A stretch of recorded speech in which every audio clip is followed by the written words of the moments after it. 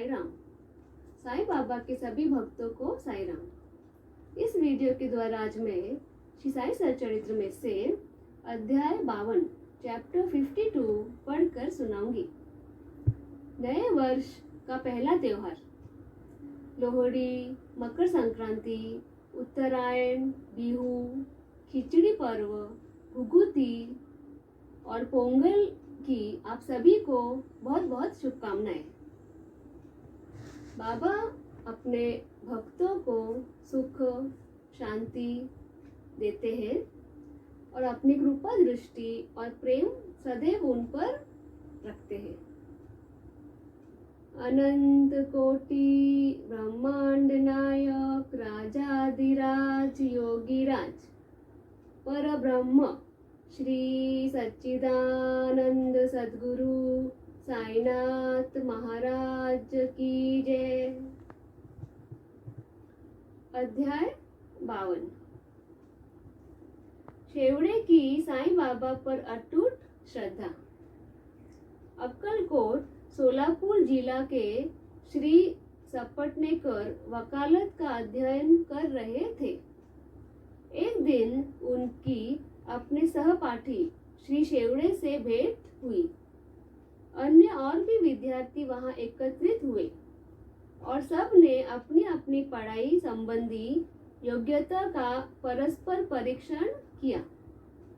प्रश्न उत्तरों से विदित हो गया कि सबसे कम अध्ययन श्री शेवड़े का है और वे परीक्षा में बैठने के अयोग्य है।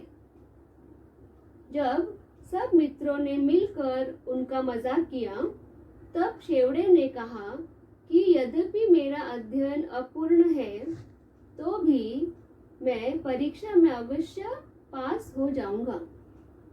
मेरे साईं बाबा ही सबको सफलता देने वाले हैं।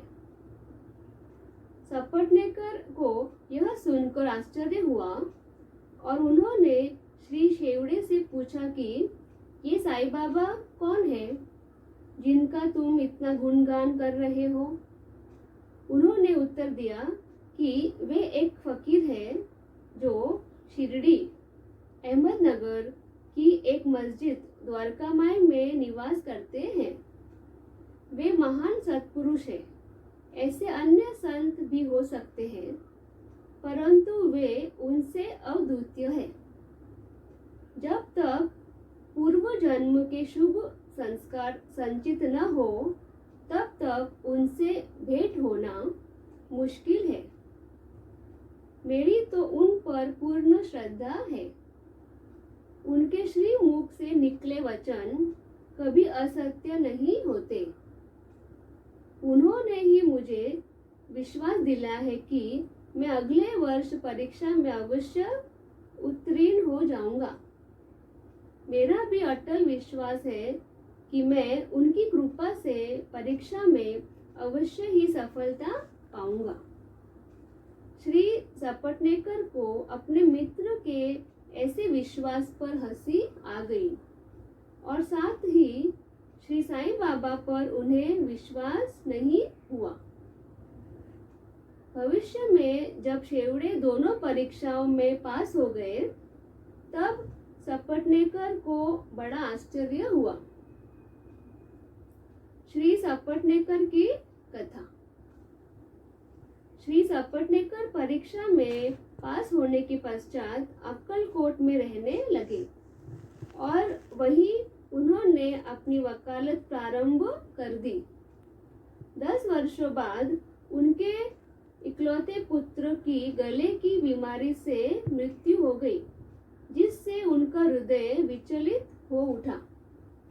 मानसिक शांति प्राप्त करने हेतु उन्होंने पंढरपुर, गाणगापुर और अन्य तीर्थ स्थानों की यात्रा की, परंतु उन्हें शांति नहीं मिली।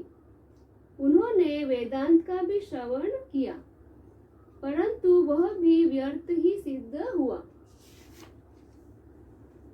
अचानक उन्हें अपने मित्र शेवड़े के वचनों तथा श्री साईं बाबा के प्रति उनके विश्वास की याद आई और उन्होंने विचार किया कि मुझे भी शिरडी जाकर बाबा के दर्शन करना चाहिए।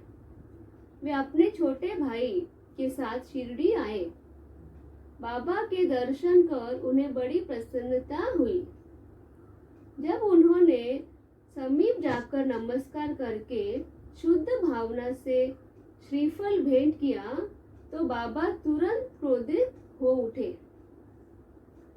सपटनेकर का सिर झुक गया और वे कुछ हट कर पीछे बैठ गए।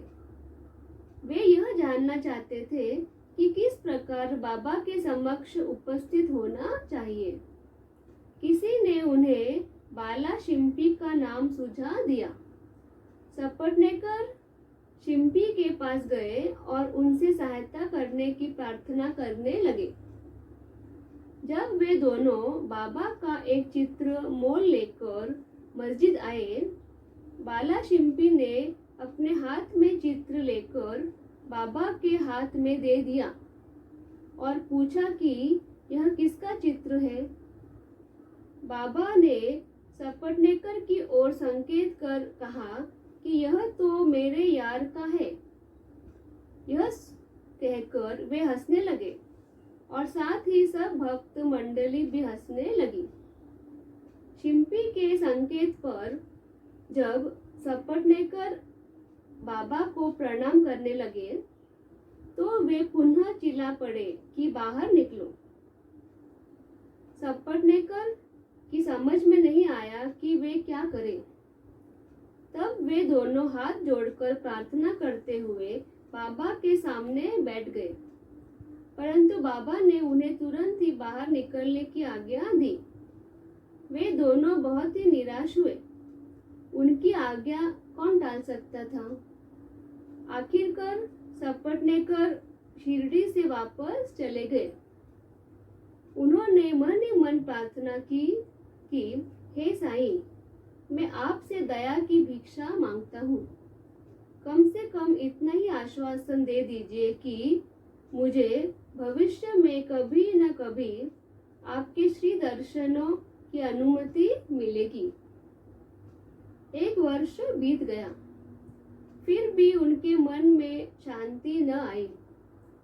वे गाणगापुर गए, जहां उनके मन अशांत ही रहा। उन्होंने काशी जाने की निश्चय किया।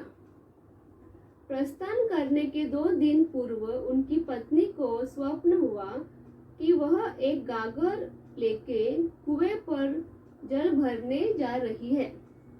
वहां नीम के नीचे एक फकीर बैठा है। सिर पर एक कपड़ा बंधा हुआ है। फकीर उसके पास आकर कहने लगा कि मेरी प्रिय बच्ची, तुम क्यों व्यर्थ कष्ट उठा रही हो? मैं तुम्हारी गागर निर्मल जल से भर देता हूँ। तब फकीर के भय से वह खाली गागर ही लेकर लौट आई। फकीर भी उसके पीछे पीछे चला आया। इतने में घबराहट में उसकी नींद भंग हो गई और उसने आंखें खोल दी। यह स्वप्न उसने अपने पति को सुनाया। उन्होंने इसे एक शुभ शकुन जाना और वे दोनों शिरडी को रवाना हो गए। जब वे मस्जिद पहुंचे तो बाबा वहां उपस्थित न थे। वे लेंडी बाग गए हुए थे। उनके लौटने की प्रतीक्षा में वे वहीं बैठे रहे। जब बाबा लौटे तो उन्हें देखकर उनकी पत्नी को बड़ा आश्चर्य हुआ, क्योंकि स्वप्न में जिस फकीर के उसने दर्शन किए थे उनकी आकृति बाबा से बिल्कुल मिलती जुलती थी। उसने अति आदर सहित बाबा को प्रणाम किया और वहीं बैठे बैठे उन्हें निहारने लगी। उसका विनम्र स्वभाव देखकर बाबा अत्यंत प्रसन्न हो गए। अपनी पद्धति के अनुसार बाबा एक तीसरे व्यक्ति को अपने अनोखे ढंग से एक कहानी सुनाने लगे। मेरे हाथ, पेट, शरीर तथा कमर में बहुत दिनों से दर्द हुआ करता था। मैंने अनेक उपचार किए, परंतु मुझे कोई लाभ न पहुंचा। मैं औषधियों से उब गया क्योंकि मुझे उनमें कोई लाभ न हो रहा था। परंतु अब मुझे बड़ा आश्चर्य हो रहा है कि मेरी समस्त पीड़ाएं एकदम ही जाती रही। यद्यपि किसी का नाम नहीं लिया गया था, परंतु यह चर्चा स्वयं श्रीमती सपटनेकर की थी। उसकी पीड़ा, जैसा बाबा ने कहा, सर्वथा मिट गई और वह अत्यंत प्रसन्न हो गई। तब श्री सपटनेकर दर्शन के लिए आगे बढ़े, परंतु बाबा ने फिर से उन्हें बाहर निकल जाओ ऐसा कहा। इस बार वे बहुत धैर्य और नम्रता धारण करके आए थे। उन्होंने कहा कि पिछले कर्मों के कारण ही बाबा मुझसे अप्रसन्न है और उन्होंने अपना चरित्र सुधारने का और बाबा से एकांत में भेंट करके अपने पिछले कर्मों की क्षमा मांगने का निश्चय किया। उन्होंने वैसा ही किया भी, और जब उन्होंने अपना मस्तक उनके श्री चरणों पर रखा तो बाबा ने उन्हें आशीर्वाद दिया। अभी सपटनेकर उनके चरण दबाते हुए बैठे ही थे कि इतने में एक गडेरिन आई और बाबा के पैर दबाने लगी। तब वे सदैव की भांति एक बनिए की कहानी सुनाने लगे। जब बाबा ने उसके जीवन के अनेक परिवर्तन तथा उसके इकलौते पुत्र की मृत्यु का हाल सुनाया तो सपटनेकर को अत्यंत आश्चर्य हुआ कि जो कथा वे सुना रहे हैं वह तो उसकी ही है। उन्हें बड़ा आश्चर्य हुआ कि बाबा को मेरे जीवन की प्रत्येक बात का पता कैसे चल गया। अब उन्हें विदित हो गया कि बाबा अंतर्यामी है। यह विचार उनके मन में आया ही था कि गडेरिन से वार्तालाप चालू रखते हुए बाबा सपटनेकर की ओर संकेत कर कहने लगे कि यह भला आदमी मुझ पर दोषारोपण करता है कि मैंने ही इसके पुत्र को मार डाला है। क्या मैं लोगों के बच्चों के प्राण हरण करता हूँ? फिर ये महाशय मस्जिद में आकर अब क्यों चीख पुकार मचाते हैं? अब मैं एक काम करूंगा। अब मैं उसी बालक को फिर से इनकी पत्नी के गर्भ में ला दूंगा। ऐसा कहकर बाबा ने अपना वरद हस्त सपटनेकर के सिर पर रखा और उसे सांत्वना देते हुए कहा कि ये चरण अधिक पुरातन तथा पवित्र है। जब तुम चिंता से मुक्त होकर मुझ पर पूरा विश्वास करोगे तभी तुम्हें अपने ध्येय की प्राप्ति हो जाएगी। सपटनेकर का हृदय गदगद हो उठा। तब अश्रुधारा से बाबा के चरण धोकर वे अपने निवास स्थान पर लौट आए और फिर पूजन की तैयारी कर नैवेद्य आदि लेकर वे मस्जिद द्वारका माई में आए। वे इसी प्रकार नित्य नैवेद्य चढ़ाते और बाबा से प्रसाद ग्रहण करते रहे। मस्जिद में अपार भीड़ होते हुए भी वे वहां जाकर बाबा को बार बार नमस्कार करते थे। एक दूसरे से सिर टकराते देखकर बाबा ने उनसे कहा कि प्रेम तथा श्रद्धा द्वारा किया हुआ एक नमस्कार ही मुझे पर्याप्त है। उसी रात्रि को सपटनेकर को चावड़ी का उत्सव देखने का भी सौभाग्य प्राप्त हुआ और उन्हें बाबा ने पांडुरंग के रूप में दर्शन दिए। पांडुरंग यानी विष्णु के अवतार है।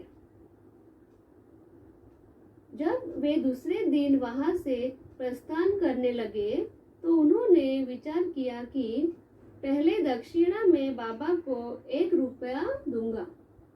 यदि उन्होंने और मांगे तो 1 रुपया और भेंट में चढ़ा दूंगा। जब उन्होंने द्वारकामाई जाकर बाबा की 1 रुपया दक्षिणा दी तो बाबा ने भी उनकी इच्छा जानकर 1 रुपया और मांगा। जब सपटनेकर ने सहर्ष दे दिया तो बाबा ने भी उन्हें आशीर्वाद देकर कहा कि यह श्रीफल ले जाओ और इसे अपनी पत्नी की गोद में रखकर निश्चित होकर घर जाओ। उन्होंने वैसा ही किया और 1 वर्ष के पश्चात ही उन्हें एक पुत्र प्राप्त हुआ। 8 मास का शिशु लेकर वह दंपति फिर शिरडी को आए और बाबा के चरणों पर बालक को रखकर फिर इस प्रकार प्रार्थना करने लगे कि हे साईनाथ, आपके ऋण हम किस प्रकार चुका सकेंगे। आपके श्री चरणों में हमारा बार बार प्रणाम है। हम दोनों पर आप सदैव कृपा करते रहिएगा, क्योंकि हमारे मन में सोते जागते हर समय न जाने क्या क्या संकल्प विकल्प उठा करते हैं। आपके भजन में ही हमारा मन लीन हो जाए, ऐसा आशीर्वाद दीजिए। उस पुत्र का नाम मुरलीधर रखा गया। बाद में उनके 2 पुत्र और उत्पन्न हुए। अब वे सुख से रहने लगे थे। यहाँ पर अध्याय 52 समाप्त हुआ। बाबा अपने भक्तों को सुख, शांति, खुशी देते हैं। Thank you for watching. Baba bless you all with love and affection. Om Sai Ram.